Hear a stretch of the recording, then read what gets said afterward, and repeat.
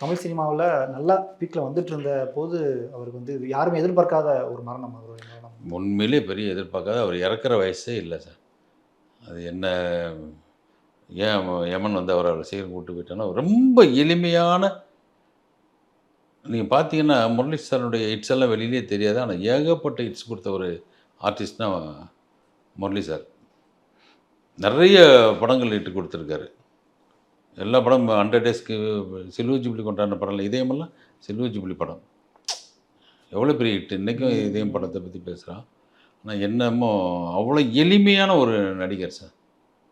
இப்போ நம்ம படத்தில் நடிக்கிறார் அப்படின்னா, இப்போ ஆர்டிஸ்ட்லாம் வந்து நம்ம படம் இப்போ சாங் கம்போசிங்லேருந்து டிஸ்கஷன்லேருந்து வந்து உட்காருவார்.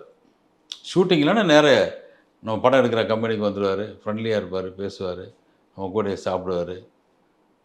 இந்த மாதிரி ஒரு எளிமையாக பழகக்கூடிய நடிகர்.